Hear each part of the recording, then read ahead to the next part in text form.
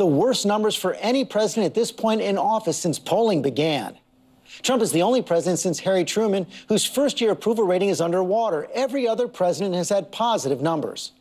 And as the president begins his trip across Asia, Special Counsel Robert Mueller's investigation has cast a cloud over his presidency. Nearly half of Americans think it's likely Trump committed a crime in connection with Russian attempts to influence the election. That may explain why President Trump has worked hard this week to focus his fire back on the Democrats. And he got some ammunition with the explosive revelations in former DNC Chair Donna Brazile's new book, Hacks, the inside story of the break-ins and breakdowns that put Donald Trump in the White House. Brazile claims the DNC gave Hillary Clinton an unfair edge over Bernie Sanders, and reveals she considered replacing Clinton as the nominee after Clinton fainted at a 9/11 ceremony. The ticket I like most, she writes, was Joe Biden and New Jersey Senator Cory Booker. I felt certain that that combination would win the general election. And Donna Brazile, who has also been a longtime ABC contributor, joins us now. Welcome back, Donna. Thank you, George. Let's get some facts on the table first. As DNC chair, you didn't have the power on your own to replace Hillary on the ticket. No, but as you well know, the charter of the DNC, as well as the convention rules, say that the chairperson shall, in consultation with the leadership in Congress and others. And so I had to put it on the table, George, because I was under tremendous pressure after Secretary Clinton fainted to have a quote-unquote plan B. I didn't want a plan B. Plan A was great for me. I supported Hillary, and I wanted her to win, but we were under pressure. So how serious was this? You write that you got a call from Vice President Biden at the time. Did you mention this to the Vice President? No, I did not. I mean, look, everybody was calling to see, do you know anything? How is she doing? And of course, my job at the time, George, was to reassure people, not just the vice president, but also reassure the Democratic Party, the members of the party, that Hillary was doing fine and that she will resume her campaign in the following week. Do you still think that Biden and Booker would have won? Well, you know, I had a lot of other combinations. This was something that you play out in your mind, but at the time, I was sitting next to Charlie Baker, who was her chief administrator. Clinton's campaign. That's right. And Charlie and I put down, and we had a lot of rumors coming. I had the former chair of the DNC calling me, Donald Fowler Senior, what are you doing? Look, the bottom line is she resumed campaigning. I went on TV to say that the campaign was back on track. As you can imagine, there's been quite a reaction to this, including this open letter from the Hillary for America 2016 team signed by about 100 people. They say they were shocked to learn that you were considering this, and they go on to say, it is particularly troubling and puzzling that she would seemingly buy into false Russian-fueled propaganda spread by both the Russians and our opponent about our candidate's health.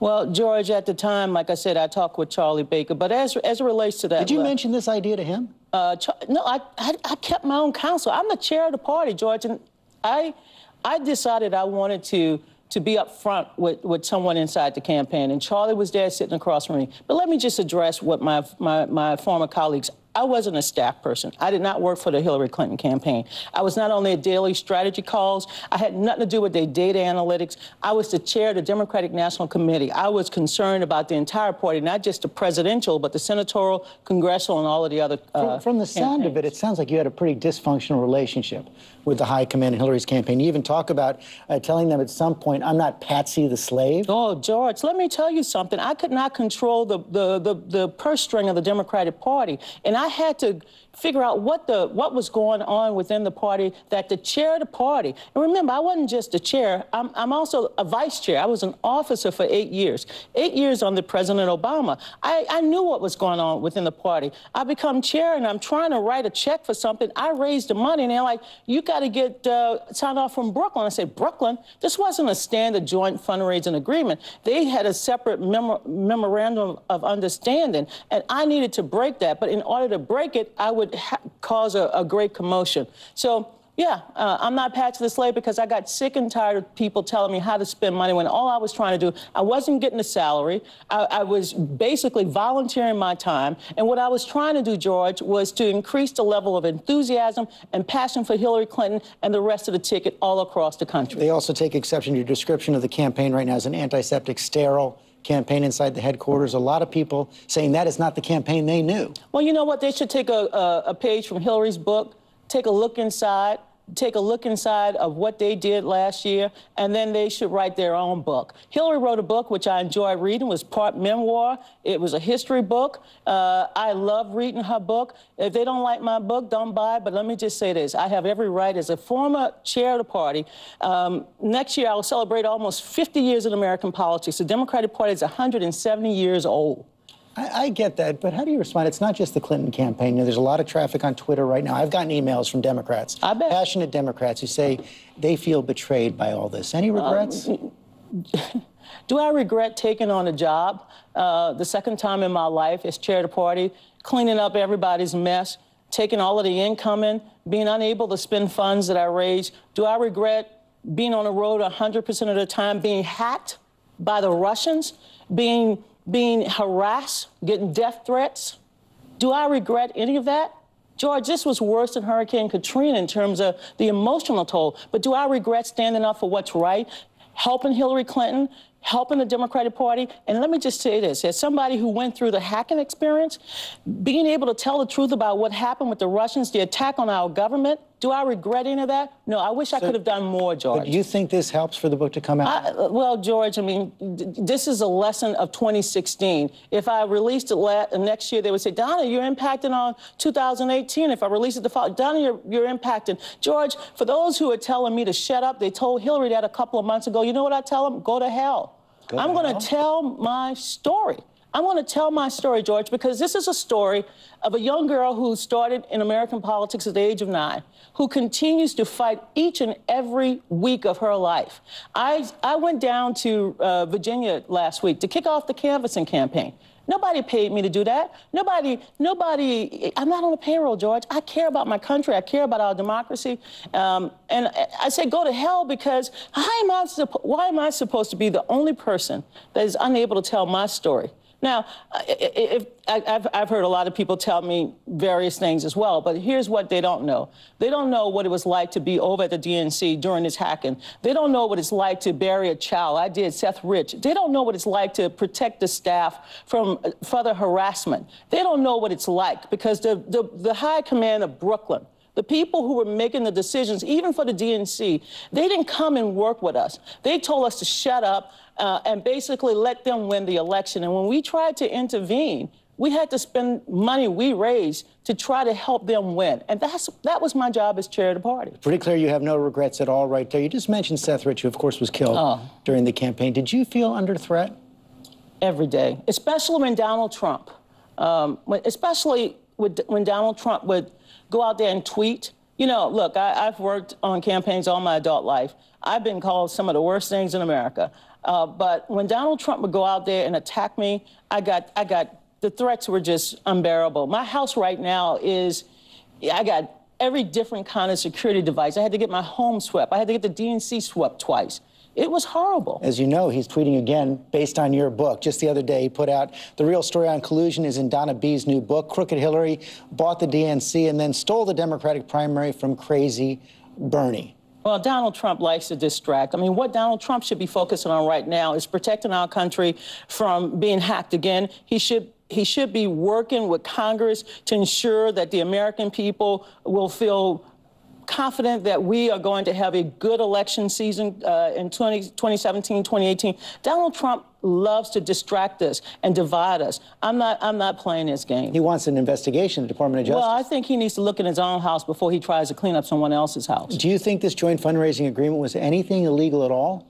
As I said at the time, George, I did not like the fact that there was an additional memorandum that spelled out what the Clinton campaign could do in exchange for bailing the Democratic Party out. I give Secretary Clinton credit for bailing the Democratic Party out because we're in debt. But I've seen the email traffic, and it appears from at least one email that the Sanders campaign was offered the exact same term. They could also negotiate an agreement of their own if they raise more money. They chose not to. The Sanders campaign set up a joint fundraising account as well, but they chose not to put money in it. But they also chose to allow the DNC to control what little funds they did put in it. This was a was separate. What this was an additional memorandum. Right, but they were offered that same thing. Here's the email. If you're raising significantly more than the amount to cover the voter file for the DNC staff would be happy to chat with the Sanders team and come to an understanding about the best way to use those funds to prepare for the general election at the DNC. So they were offered a similar chance. George, when I found out the reason why the chair of the party, the chair of the Democratic National Committee, could not spend the funds, I found the agreement myself. This is the agreement they put out. This is the agreement I found. And what I tried to do, George, was to work within the parameters of this agreement so that I could hire staff, so that I could spend money that we raised, and so that I could help Hillary and Tim Kaine and all of the other Democrats win. As for any agreements or side agreements they had with Senator Sanders, I've never seen that before, George. Do you agree with Elizabeth Warren that the primaries were rigged? I don't think she meant the word rigged, because what I said, George, as you well know, after I left this show back on July 24th, I said I would get to the bottom of everything. And that's what I did. And I called Senator Sanders to say, you know, I wanted to make sure there was no rigging in the process. I'm on the Rules and Bylaws Committee. I found no evidence, none whatsoever. The only thing I found, which I said, I found the cancer, but I'm not killing the patient, was this memorandum that prevented the DNC from running its own operations. You also write about that email where you appear to share questions with the Clinton campaign from a debate on CNN. We're showing it up on the screen right now. And in the past, you said that sending those emails was a mistake you'll forever regret. But in the book, it seems you're still not sure you sent this email. Well, George, I mean, when you're hacked, I mean, look, I have 7 email accounts, maybe more.